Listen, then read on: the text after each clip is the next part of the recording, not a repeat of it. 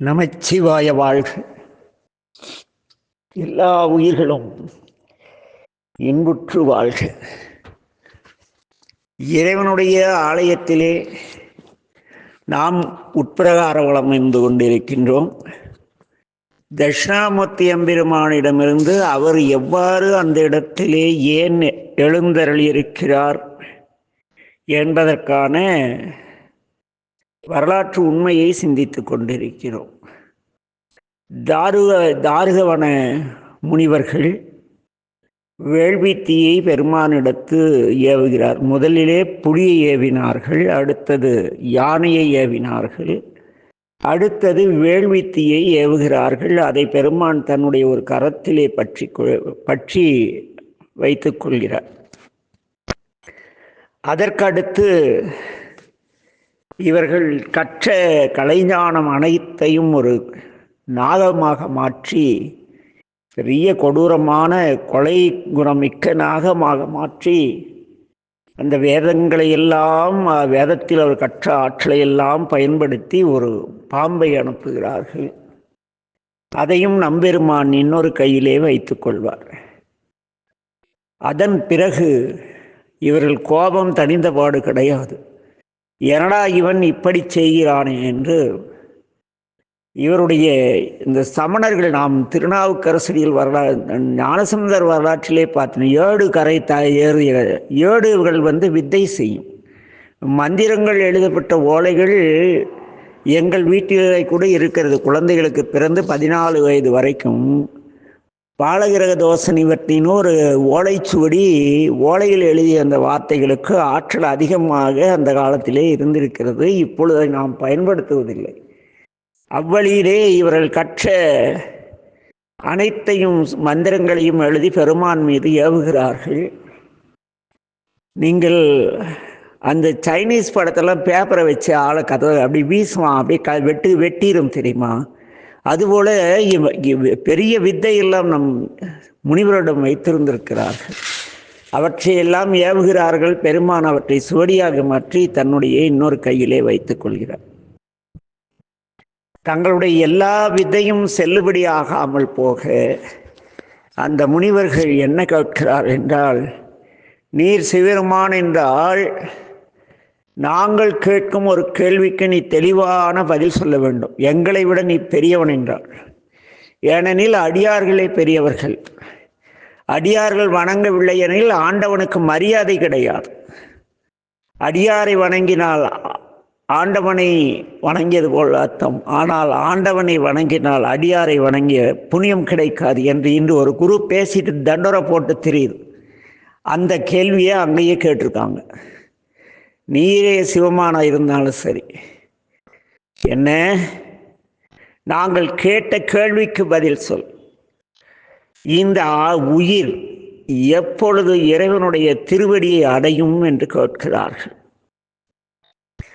நம்பெருமான் பார்த்தார், சிரித்தார், அமைதியாக சுற்றுமுற்றும் பார்த்தார். ஒரு ஆலமரம் இருந்தது.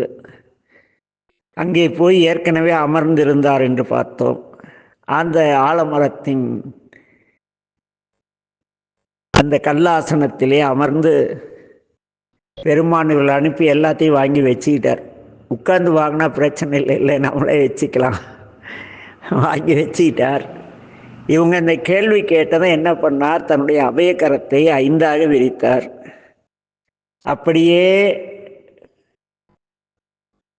சுண்டு விரல், மோதிர விரல், ஆணவ விரல் என்ற நடுவிரல் 3ஐயும் அடக்கினார்.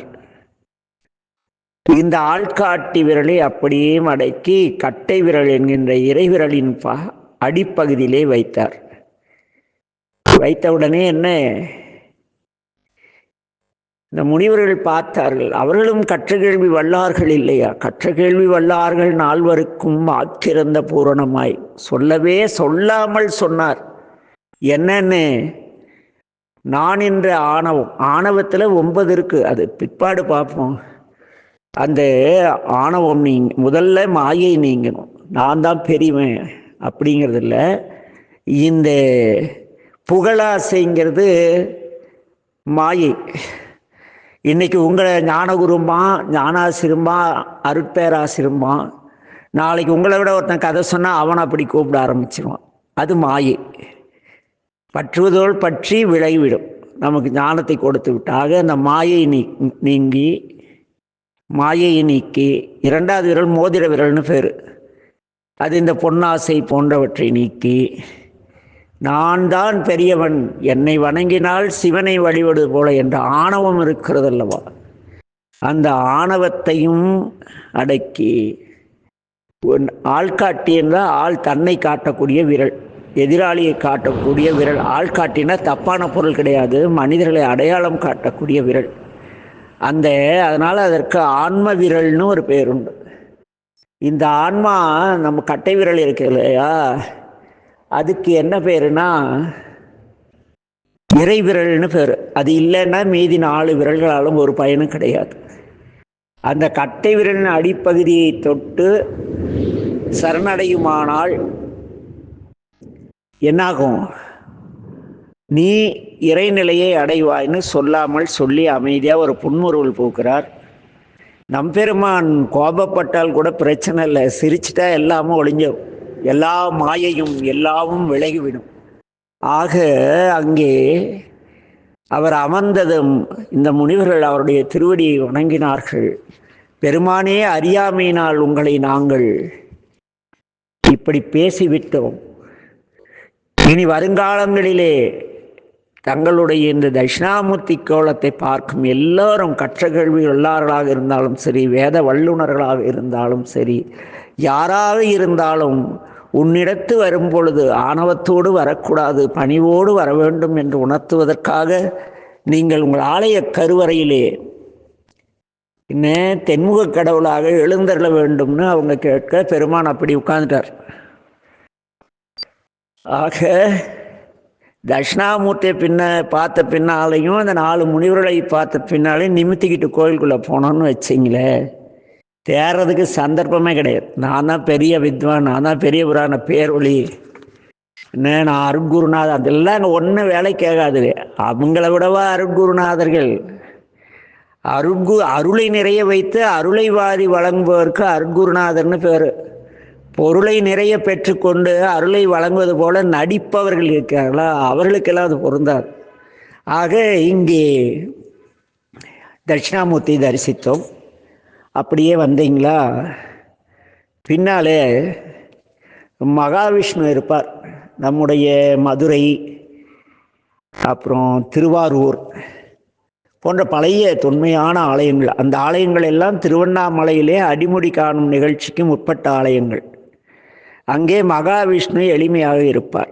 ஏன் இருப்பார் என்றால், இறைவனுடைய அடியார்களில் மிக மூத்தவர் நாராயணன். என்ன 1000 தாமரைகளில் ஒரு தாமரை குறைய தன்னை எல்லோரும் செங்கமலக்கண்ணன் என்று கூறுகிறார்கள் என்றை சிந்தித்து தன் கண்ணை இடந்து போட்டு சிவபூஜை செய்து என்ன சக்கராயுதத்தை பெருமானிடம் பெற்றவர். ஆக அவர் முதல் அடியார், முதல் தொண்டர்ன்னு நான் சொல்லலை, முதல் அடியார். ஏன்னா அடியார்கள் என்பவர்கள் தங்கள் வாழ்வியல் தேவைகளை நிறைவேற்றிக் கொள்வதற்கு இறைவனை அன்றி திருமுறைகளாலோ மந்திரத்தாலோ விழாக்களாலோ வாழ்வியல் தேவைகளுக்காக அல்லது இந்த சமூக நலனுக்காக வேள்விகள் செய்து பயன்பெறுகிறார்கள். அங்கே தன்முனைப்பு இருக்கிறது. தான் இதை செய்கிறேன், நான் இதை நீங்கள் செய்யணும், சாமி செஞ்சுட்டு போகிறாரு. என்ன ஆக அந்த பெருமாளை பார்க்கும் பொழுது, மகாவிஷ்ணுவை பார்க்கும் பொழுது அங்கே என்ன வேண்டும்? நீ என்னை போல நோக்கம் தெரியாமல், தினம் 1000 மலர்னா 1000 மலர், ஒன்று குறைஞ்சா நீ போய் யோசிக்கவே கூடாது. உனக்கிட்ட என்ன இருக்கா அதை தியாகம், அந்த அக்னியில் அர்ச்சனை பண்ணிடணுங்கிற அந்த உயர்ந்த ஒரு வாழ்வியல் நெறியை கற்றுக் கொடுத்தனால அங்கே மகாவிஷ்ணு. சரிங்கய்யா, எங்கள் கோயிலில் லிங்கோத்பவர் தான் இருக்காருனா என்ன,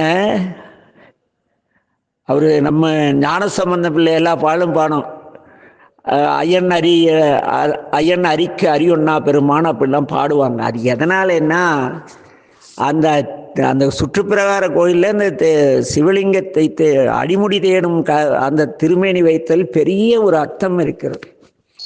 அது என்ன அர்த்தம் என்றால், திருமால் யார்? இந்த உலகத்தில் உள்ள செல்வங்களுக்கெல்லாம் சொந்தக்காரியான மகாலட்சுமியுடைய கணவர், அப்படித்தானே? இந்த பிரம்மா யார்? இந்த உலகில் உள்ள அனைத்து கலைகளுக்கும் தலைவியான சரஸ்வதியுடைய கணவர். ரெண்டு பேருக்கு என்ன வந்தது? தான் பெரும் செல்வந்தன், நானே உலகை காப்பவர், நான் பெரியவன், அந்த செல்வத்தால் உயர்ந்தவன் என்ற ஒரு திமிர் பெருமாளுக்கு வந்துடுச்சு. இந்த ஆளுக்கு என்ன வந்துடுச்சுன்னா, பிரம்மாவுக்கு கர்வம் வந்துடுச்சு. வித்யாதர கர்வம்பாங்க. நல்லா படித்தவங்களாம் பெரும்பாலும் பணிவோடு இருக்க மாட்டாங்க, நிமித்திட்டு போவாங்க. பெரிய உலகத்திலே வந்தால் பெரிய இந்த சொற்பொழிவாளர்கள், பட்டிமன்ற பேச்சாளர்கள், இவங்களெல்லாம் பாருங்கள், நிமித்திட்டு அப்படி போவாங்க. ஒரு பணிவு இருக்காது, அவங்க கற்று பயனே கிடையாது. அதுக்கு வித்யாதர கர்வம்னு பேர். அது அவங்க விரும்பலைனாலும் சுற்றி இருக்கிறவன் புகழ்ந்து ஐயா பெரிய கடல் ஞான சுரங்கம்னு சொல்லி அந்த ஆளை நிமித்திட்டு போக வச்சிருவார்.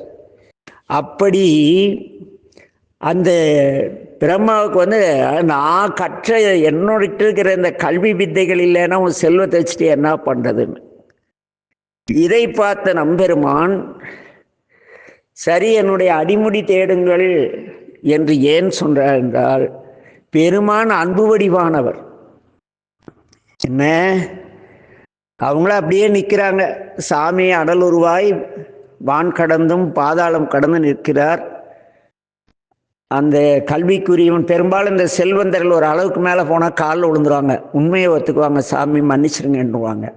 ஆனால் இந்த படித்தவருக்கானே ஏதோ ஒரு பொய்யை சொல்லி தன்னை நிறுவதம் பார்ப்பாங்க. இங்கே என்ன நிகழ்ந்ததுன்னா, பெருமாள் பன்றியாக மாறி போனார், பாதம் காண முடியல, வந்து ஐயா சாமி மன்னிச்சிரு, உங்கள் பாதத்தை பார்க்க முடியலன்னு நின்றுட்டுருக்காரு. அப்போ பெருமான் தலையில் இருந்த ஒரு தாமரை மலர் கீழே விழ அதை எடுத்து இந்த பிரம்மா கொண்டு வந்து சாமியிடம் பொய் கூறுகிறார். நான் உங்கள் திருமுடியை கண்டே நாங்கள் என்ன மலரை கொண்டு வந்தேன் என்று. என்ன, அவருக்கா தெரியாது நம்மளுக்கு? நம்மளால் யாரும் இல்லை, எல்லா ஏகனாகவும் அநேகனாகவும் எங்கும் வியாபித்து இருக்கிற இறைவன்கிட்ட போய் பொய் சொல்ல முடியுமா? பொய் சொன்னார். சாமி அவரை பார்த்து சிரிச்சுட்டே, உனக்கு இனிமேல் கோயிலே கிடையாது போன்ட்டார். உனக்கு தனி கோயில் எதுவும் கிடையாது, என்னுடைய ஆலயத்தை அப்படிங்கிறாரு. அப்புறம் அவர் பெருமாடம் தவறுக்கு மன்னிப்பு கேட்க, கோமுகத்திடத்தில் நீர் அமர்ந்து கொள், என்னை வழிபடவர்கள் உன்னை வழிபடன்னு சொல்லிட்டாருன்னு வைங்க. கல்வியினாலோ செல்வத்தாலோ இறைவனுடைய அருளை பெற முடியாது, அன்பினால் மட்டுமே பெற முடியும். ஆணவம் இருந்தால் இறைவனுடைய அடிமுடி காண முடியாது. இந்த திருமேனிகள் ஐந்திற்குள் பாருங்கள் பெரிய ஒற்றுமை. அந்த திரிபுர அசுரர்களுக்கும் ஆணவம் இருந்தது, சாமி பாடம் நடத்தினார்.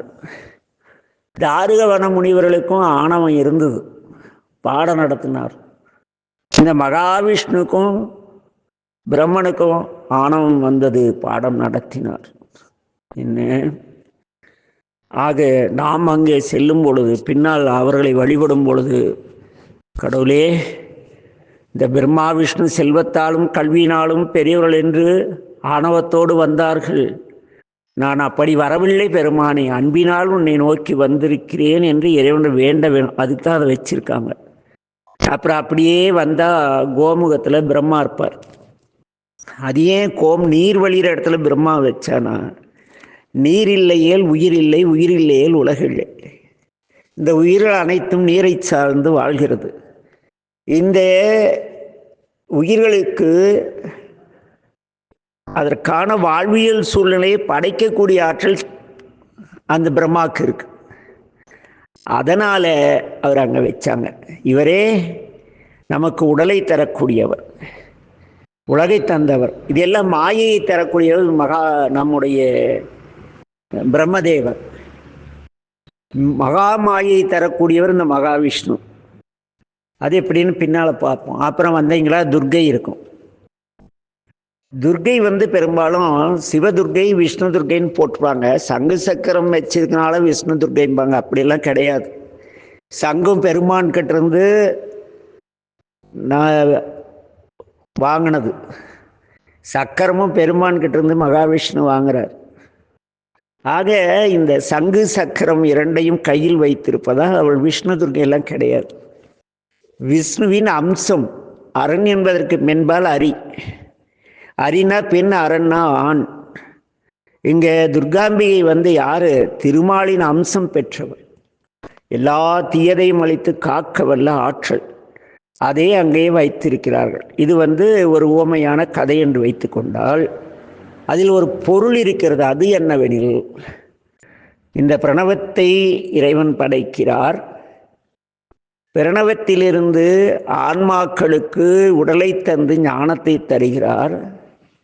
இந்த ஆன்மாக்களை காக்க காக்கும் தொழிலை செய்யக்கூடிய திருமாலாக வருகிறார். படைக்கக்கூடிய பிரம்மனாக வருகிறார். காக்கக்கூடிய சக்தியாக வருகிறார் என்று அவரை அப்படியே வழிபட்டு அப்படியே கோயிலை சுத்திட்டு வரோம். வரும்பொழுது சப்த மாதாக்கள் இருப்பாங்க. இவங்க 7 பேரும் பெருமானுடைய 7 வகை ஆற்றல். அந்த 7 வகை ஆற்றல், இந்த வாராகி அப்படிலாம் போட்டிருப்பாங்க. அவங்கள வழிபடணும். சும்மா அப்படியெல்லாம் வரக்கூடாது. அவங்க சப்தமாதாக்களை வணங்கி அப்புறம் அப்படியே வந்தா காலபைரவர் இருப்பார், அவரை வணங்கி அவங்கள பற்றிய வரலாறு இருக்கும் 4 நிமிடத்தில் சொல்ல முடியாது. நாளை சொல்லும், தேவை இருக்கிறது, நாளை சொல்லுவோம். அப்புறம் அப்படியே வந்துட்டு என்ன பண்ணுறாங்க, மகாமண்டபத்தில் உள்ள நுழையிறோம். அங்கே ஒரு ஆள் அப்படியே, அடே நீ கூட வந்துட்டியா அப்படி கேட்குற மாதிரி புருவத்தை உயர்த்தி புன்முறுவலோடு ஒரு அப்படியே ஒரு பார்வை பார்த்துட்டு இருப்பார். சரியான குறப்பார்வைம்பாங்க எங்கள் ஐயா. ஏன்னா அந்த பார்வையில் நீ கூட வந்துட்டியா டேய் அப்படிங்கிற மாதிரி இருக்கும். அப்படி பார்த்துட்டு ஒருத்தர் இருப்பார். யாரு? நம்மால் பாடினார்ல திருநாவுக்கரசடிகள், குனித்த புருவமும் கொவ்வை செவ்வாயின் குமிழ் சிரிப்பும் பனித்த சடையும் பவளம்போல் மேனியில் பால் வெந்நீரும் இனித்த முடைய எடுத்த பொற்பாதமும் காணப்பெற்றாள் மனித்த பிறவியும் வேண்டுவதேன்னு அந்த நடராஜா இருப்பார். அந்த நடராஜா எதுக்கு தெற்கு பார்த்துருக்காரு அப்படின்னு ஒரு சிந்தனை வரணும் இல்லை? ஏன் சாமி தெற்கு பார்த்துருக்கார்? ஞானத்தை தரக்கூடிய தட்சிணாமூர்த்தி தெற்க பார்த்துருக்கார். இந்த நடன சபாபதி தெற்க பார்த்துருக்கார். காரணம் தெரியுமா? அது ஒரு சுவாரஸ்யமான விஷயம். அது என்னன்னா, எங்கள் ஐயா ஒரு நாள் சிதம்பரத்தில் போயிட்டு, இவர் ஏன் தெரியுமா தெற்கு திசை நோக்கி இருக்காருன்னாரு. தெரியலிங்கய்யா. நான் ஐயா சொன்னார், நம்மெல்லாம் செத்து போனால் எந்த திசையில் தான் நம்மளை கூட்டிகிட்டு போவாங்கன்னாரு. தெற்கதாங்கியா யமபட்டணத்துக்கு. அப்படியா, சரி. நாம் இறந்து நம் உயிர் யமபட்டணத்துக்கு போகும் பொழுது, நீங்கள் வாழ்ந்த காலத்தில் நல்லவர் கெட்டவர் எல்லாருக்கும் நன்மை செய்திருந்தால் நமசிவாய மந்திரத்தை நான் தழும்பேற, அதாவது உன்னை நான் மறைக்கினும் சொல்லும் நான் நமச்சிவாயவே, நமச்சிவாய வாழ்க வாழ்க வாழ்கன்னு எல்லாரையும் பார்த்து சொல்ல சொல்ல யமபடர் வரும் பொழுது நீங்கள் என்னம்பீங்க? அவங்கள பார்த்து நமச்சிவாய வாழ்கம்பீங்க. அவங்க யோசிப்பான்.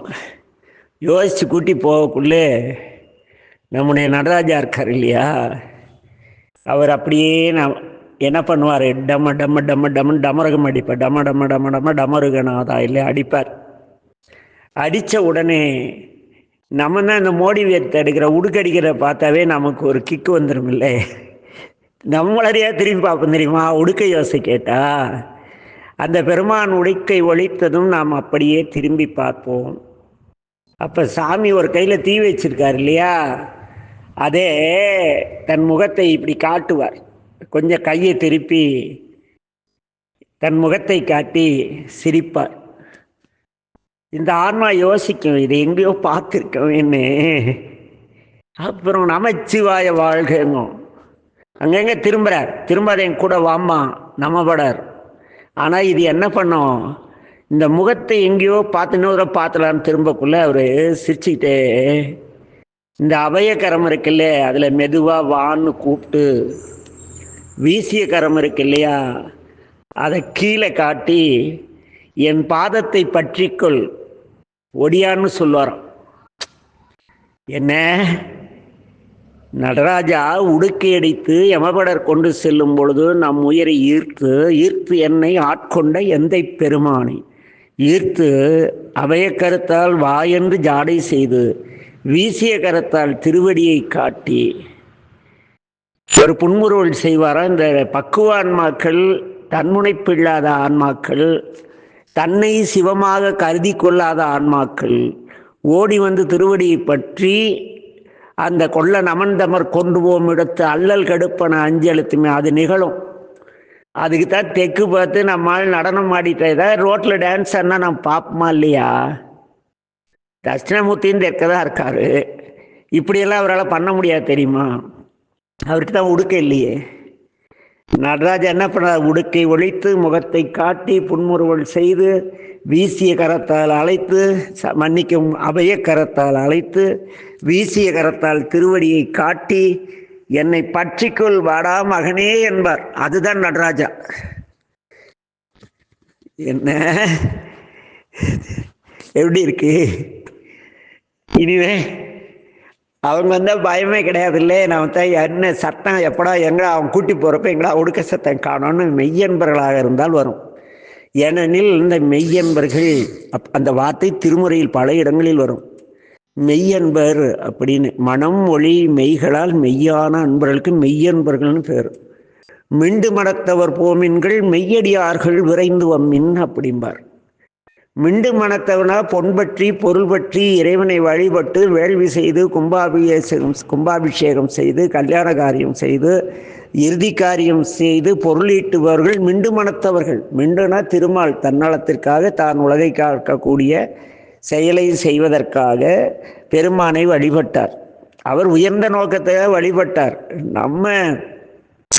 எனக்கு தெரிந்த ஒரு ஐயா பெரிய டெக்ஸ்டைல் வச்சிருக்கார். எப்படியும் ஒரு வருஷத்துக்கு ஒரு 70 to 80 லட்ச ரூபா சம்பாதிப்பார். ஆனால் பெரியவரான வகுப்பெடுக்க 2000 ரூபா கூலி கொடுத்தா தான் போவார், மறுக்க மாட்டார். இவங்களுக்கெல்லாம் அங்கே இடமே கிடையாது. இங்கேயே அவங்க குரு மாதிரி திரிஞ்சிட்டு இருக்க வேண்டிதான். ஆக இது குறைகூற அல்ல. இறைவன் நமக்குன்னு ஒரு வாழ்வியலை கொடுத்துருக்க பொருளுக்குள்ள நமக்கு உடம்பு சரியில்லைன்னா பணத்தை எதிர்பார்க்கறது இல்லை. நம் உறவினர்களுக்கு நல்லது கெட்டது நடந்தால் லீவ் போட்டு போகிறோம். ஒரு கோயில் கும்பாபிஷேகத்துக்கு போக நான் ஒரு நாள் சம்பளம் போச்சு கொடுங்குறோம். நம்ம யார்? நடராஜா நம்ம கண்ணுக்கு தெரிவாரா? உடுக்கை ஓசை நம் காதுக்கு கேட்குமா? ஏன்னா பெருமானுக்காக செய்தால் பெருமான் அருள்வார். அடியேன் பெற்ற அனுபவம் 1998 நடுத்தெருவிலே நின்றேன். 89 to 96 வரைக்கும் வீதி வீதியாக பணம் அள்ளிக்கிட்டு போய் அடியார்களை உருவாக்க பவானி கட்டி, அமரகுந்தி கட்டி, நல்லனம்பட்டி கட்டி, எத்தனை ஊர், எத்தனை பிள்ளைகள், எத்தனை நல்ல டியூஷன். ஆனால் அதை முன்னின்று நடத்துவெல்லாம் அங்கே அந்த டியூஷனில் படித்த பிள்ளைங்களை கூட்டிகிட்டு திருட்டுத்தனமாக ஓடி போயிட்டானுங்க. அந்த டியூஷன்லாம் காணாமல் போயிடுச்சு. அதுக்கு தண்டனையாக அடியேனுக்கு சாமி வறுமை பதம் தந்தார், வறுமை தந்தார். ஆனாலும் பெருமானை நினைத்து இருந்ததால், மனமொழி மெய்களால் சைவம் வாழ வேண்டும் என்று நம்பியதால் இன்று பெருமான் மிக நல்ல வாழ்க்கை தந்திருக்கிறார். ஆகவே என் அன்பின் உறவுகளே, மனமொழி மெய்களால் அன்பர்களாகி மாதுருபாகன் அருளை அனைவரும் பெற எல்லாமல்ல என் தந்தை மேட்டூர் மீனாய் சொக்கநாத பெருமானின் திருவடியை சிந்தித்து அனைவரையும் திருவருள் மெய்யடியார்களாக்க பிரார்த்தித்து இன்றைய பதிவை நிறைவு செய்கிறோம். மீண்டும் நாளை சந்திப்போம். இன்னும் இருக்குல்ல, இன்னும் மூலஸ்தானத்து போல இல்லை. நமச்சிவாய வாழ்க. எல்லா உயிர்களும் இன்புற்று வாழ்க. திருச்சிற்றம்பலம்.